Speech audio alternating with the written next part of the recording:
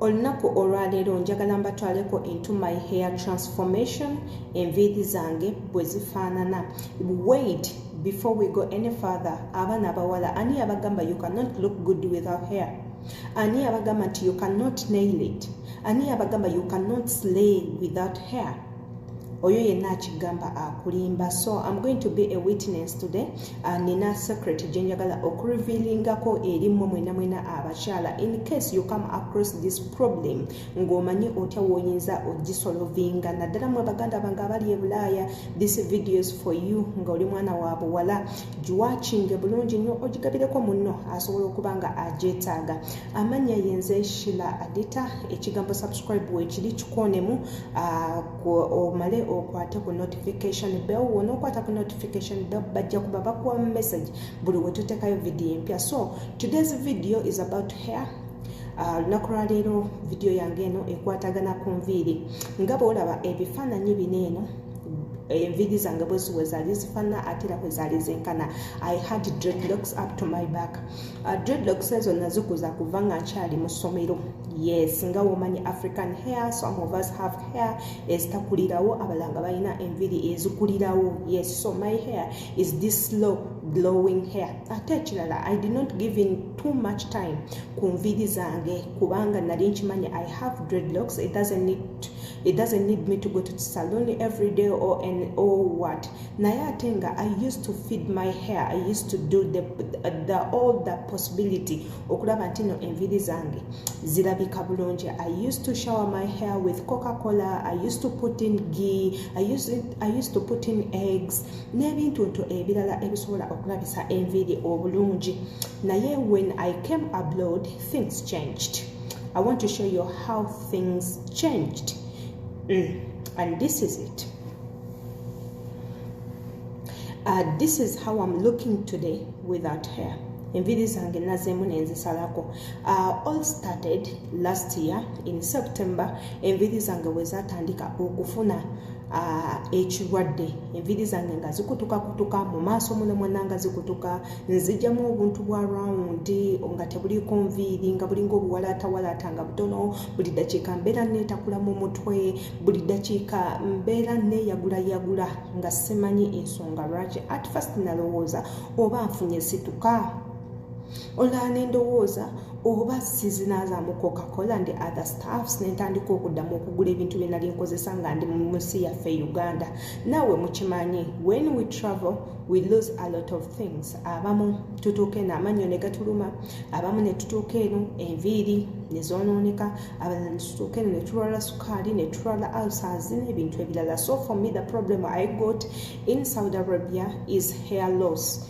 Enviiri zange zikutuka.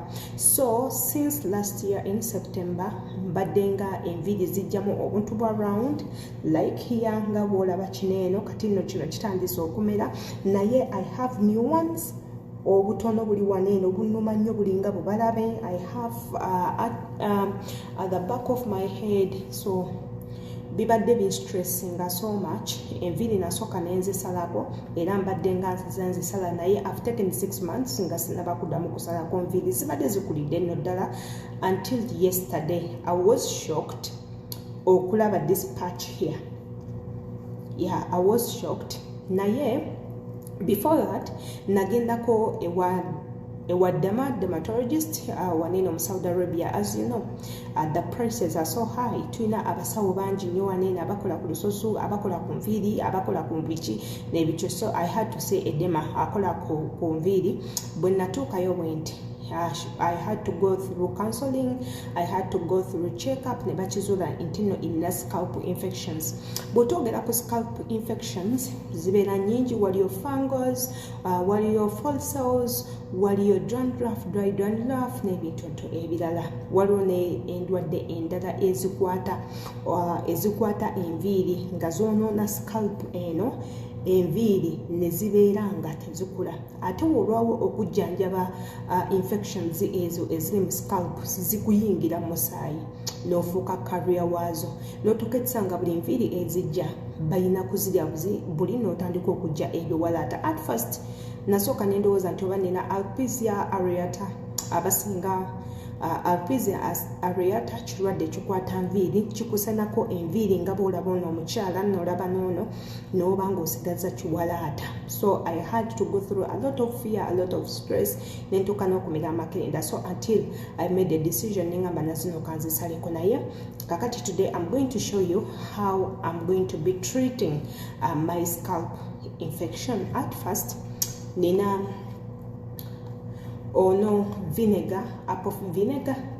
So then I ordering shampoo ono mo orderingga. At first nalinga mujja Paris ne kakati mo orderinga online. Aleme kubera so expensive. Nina ne ka sprayer kange kakano wana eno. So after ngebe bana imbimaze ntekamo avogan. Avogan ono is a solution for hair loss. Kakati tugenda kubanga tubitabula embalage intya bwengenda okubanga nkikola. At first ngenda kwata sprayer yange eno ntekemu apple cider vinegar,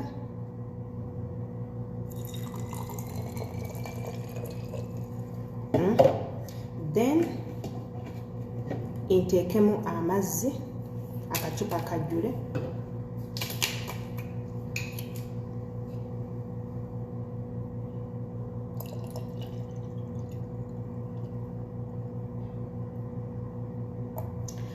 for your information webikugwa mu maaso